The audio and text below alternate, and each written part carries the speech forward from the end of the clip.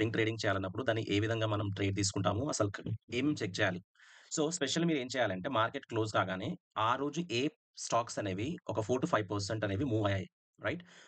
So, మీరు ఈ particular కేస్‌లో ఈ స్టాక్ గనక చూసుకున్నట్లయితే ఫస్ట్ మనం ఇలా సపోర్ట్ అండ్ రెసిస్టెన్స్ అనేది డ్రా చేసుకోవాలి.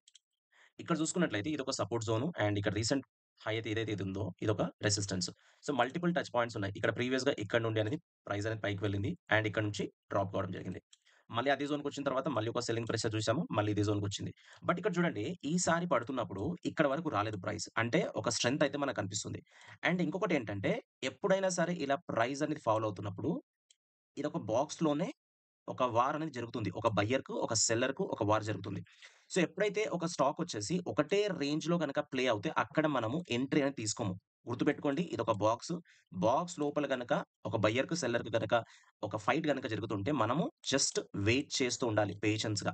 ఎప్పుడైతే ఈ బాక్స్ నుండి పైకి వెళ్తుందో విత్ హై వాల్యూమ్ రైట్? అప్పుడు ఎంట్రీ తీసుకుంటాం. బట్ ఈ పర్టిక్యులర్ కేస్‌లో ఏంటంటే ఇక్కడ నుండి మల్టిపుల్ టైమ్స్ మనకిక్కడ స్ట్రెంత్ చూసాము. బట్ ఇక్కడ పడుతున్నప్పుడు ఈ జోన్ నుంచి మళ్ళీ పడింది. సో, ఇప్పుడేం చేయాలి అంటే ఇక్కడ ఎంట్రీ తీసుకోము. ఈవెన్ దో ఈ బాక్స్ అనేది పైన క్లోజ్ అయింది. But still we don't take it. కేస్‌లో చూడండి. ఈ జోన్‌కొచ్చిన తర్వాత వాల్యూమ్ చూడండి. వాల్యూమ్ పెరిగింది. అండ్ ఇదొక బ్రేకౌట్. అంటే ప్రతిసారి ఇక్కడికొచ్చినప్పుడు సెల్లర్ అనే అతను దీన్ని కిందకి మూవ్ చేస్తున్నాడు. బట్ ఈసారేంటి ఇక్కడ స్ట్రాంగ్‌గా ఈ యొక్క లెవెల్ ఏదైతే ఉందో పైన క్లోజ్ అయింది. బట్ ఇక్కడ ఎంట్రీ తీసుకోవాలా? నో. మీరు చేయాల్సింది, మనం చేయాల్సింది వెయిట్ చేయాలి. ఇప్పుడేంటంటే ఎప్పుడైతే ఇక్కడ ఎవరు తీసుకున్నారో నెక్స్ట్ ఒక ప్రాఫిట్ బుకింగ్ ఉంటది. రైట్? సో, వెయిట్ చేసి ఇదిగోండి ఈ జోన్‌కొచ్చిన తర్వాత మనం మళ్ళీ అప్పుడు ఎంట్రీ తీసుకుంటాం. ఒకవేళ అగ్రెసివ్ ట్రేడర్ అయితే ఇక్కడే నెక్స్ట్ డేనే వాళ్ళు ఎంట్రీ అనేది తీసుకుంటారు. బట్ గుర్తుపెట్టుకోండి ఈ యొక్క బాక్స్ స్ట్రాటజీ ఏదైతే ఉందో, ఈ బాక్స్‌లో ఉన్నంత సేపు మనం ఎంట్రీ తీసుకోము. ఈ బాక్స్ అబోవ్ క్లోజ్ అవుతే మనము దాంట్లో ఎంట్రీ తీసుకుంటాము. నెక్స్ట్ డే ప్రైస్ యాక్షన్ చూసి బట్ వాల్యూమ్‌తో పాటు బ్రేకౌట్ ఉండాలి. కొన్నిసార్లు ఏంటంటే ఫాల్స్ బ్రేకౌట్స్ ఉండే అవకాశం ఉంటది. ఒకవేళ ఈ బాక్స్ నుండి బిలో గనక క్లోజ్ అవుతే దాంట్లో మనం షార్ట్ సెల్ చేస్తాము. ఎప్పుడైతే పైకి వెళ్ళింది, కిందకొచ్చింది. పైకి వెళ్ళింది, కిందకొచ్చింది. మళ్ళీ ఈసారి కిందకి రాలేదు. ఇక్కడ నుండే పైకి వెళ్ళిపోయింది.